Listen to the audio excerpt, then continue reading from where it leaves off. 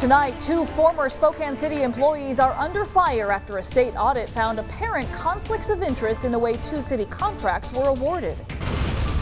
Today, the suspect in the murder of a North Spokane mother appeared in court. We'll bring you the new details released this afternoon. Although the winds have calmed down today and we got sunny skies, I'm tracking quite a few rain chances for the back half of this week and for the upcoming weekend. Good evening and thank you for joining KREM 2 News at 5 tonight. I'm Mark Hanrahan. Welcome everyone, I'm Whitney Ward. New details this evening in the murder of a North Spokane mom. It's now been a week since Cassie was found dead in her garage and her daughter seriously injured. The suspect, 41-year-old Joshua Phillips, appeared in court today for the first time. He is charged with second-degree murder and second-degree attempted murder. KREM 2's Amanda Rowley was in the courtroom for today's hearing. Amanda, what are investigators saying about this horrible crime? Well, investigators are saying this murder scene was a violent encounter. In court this afternoon, the suspect, Joshua Phillips, spoke only a few words, and tonight, Cassie and Lily's family are happy to see him behind bars. Court documents reveal more about what happened leading up to Cassie's murder and the attempted murder of her 5-year-old daughter, Lily. We are choosing not to report the victim's last name to protect the family's privacy. According to court documents, Cassie and Joshua Phillips started living together in North Spokane in June last year. She kicked him out 2 days before the murder. I saw a picture of him in December, and I thought, not good. Shawn Schmidt is Cassie's ex-mother-in-law and 5-year-old Lily's grandmother. She told me the week before Cassie's death, she had a feeling she needed to check in on Cassie. It's important not to underestimate what somebody is capable of doing. And I guess that's what I had wanted to tell Cassie if I'd been able to talk to her. Court docs say Cassie's family told detectives she received several disturbing messages from Phillips after kicking him out. They changed her locks to prevent him from getting back in. From what she said, that he was just a very jealous person, and I know that jealousy can just be, create a monster. And that's what this man is. He is an absolute heinous monster. Investigators say Cassie and her daughter were stabbed multiple times, likely with a knife.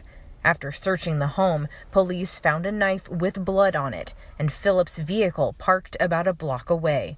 According to court documents, Phillips said he had been in a garage trying to commit suicide for 2 hours. Investigators also learned as Lily was taken to the hospital, a medic heard her say, "The man stabbed me." I pray he gets what he deserves and has coming to him. This afternoon, the judge kept Phillips' bond at $1.5 million.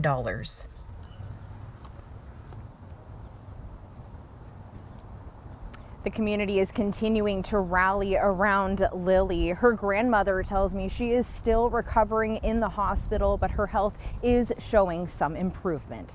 Reporting from the Spokane County Courthouse tonight, Amanda Rowley, KREM 2 News.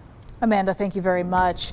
Spokane nonprofits are disputing a new state audit report that claims conflicts of interest in warming center contracts. Mayor Nadine Woodward called for the audit into the city's Department of Community, Housing and Human Services. It covered January through December of 2019. Ian Smay with our KREM 2 investigative team explains the claims in that report tonight. Ian?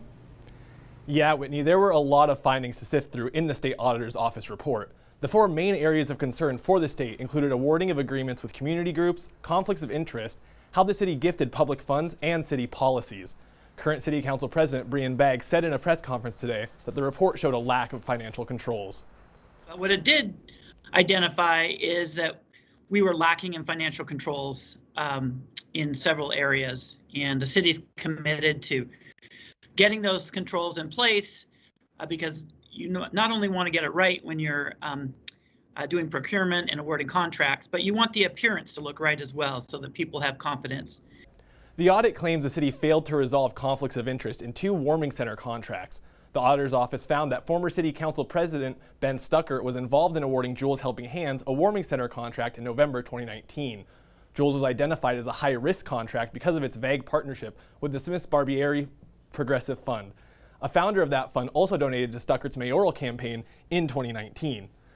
City law states that Stuckert should have disclosed this potential conflict of interest. Now, the other conflict of interest arose from the departure of Department Director Kelly Keenan. Keenan was involved in awarding a contract just short of $500,000 for a warming center with Catholic Charities of Spokane. The problem? Keenan had left his post with the city in October 2019 and was hired by Catholic Charities a few months later. However, the report did note that Keenan had left his city job before the contract was awarded to Catholic Charities in November. Now, we should note that the report did not put any wrongdoing on the part of Jules Helping Hands. Tonight in our 6 p.m. show, I will have more on what was contained in that report, as well as more details on those warming center contracts. All right, Ian, thank you very much. Also, Catholic Charities sent us a response today to the auditor's report, saying the city of Spokane approached them back in 2019 to operate a low-barrier emergency center for families experiencing homelessness. The charity said that Kelly Keenan, who then worked for the city but now works for Catholic Charities, was not involved in negotiations or approval of that contract. They also went on to say none of the current senior leaders for the organization were ever contacted by the city or the state for the purpose of this audit. They're now encouraging the state auditor's office and the city of Spokane to revisit their concerns and correct any inaccuracies. I also spoke with Ben Stuckert this afternoon. He too says he was never contacted by anyone regarding this report. He tells me there was no conflict and that no one from the agency ever donated to his campaign. We'll hear more from Ben Stuckert tonight on KREM 2 News at 6 o'clock.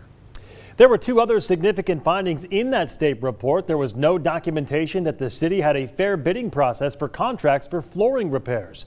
Those contracts were more than $11,000 and $13,000. There was also a gift of public funds for a consulting agency employee. The department paid for 2 mortgage payments and 1 car payment. Employees say a department director approved those payments, adding up to more than $2,400.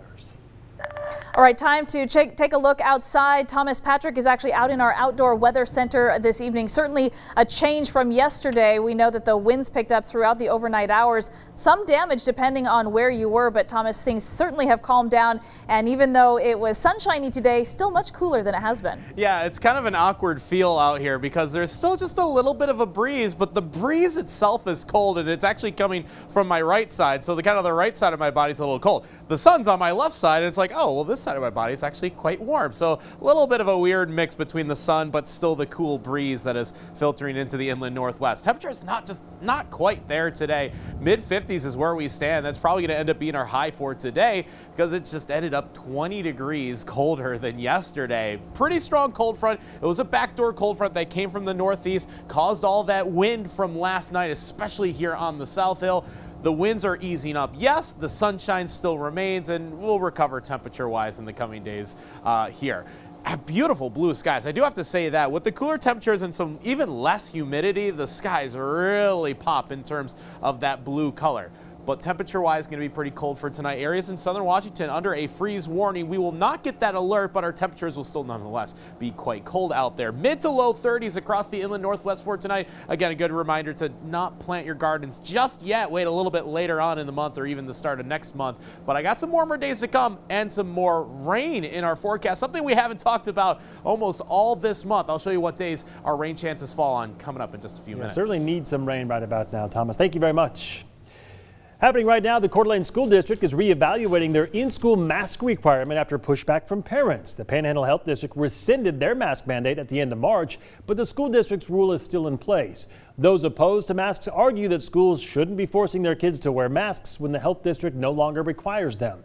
Today, the school board will review a couple of options, including keeping the current mandate or rescinding it altogether.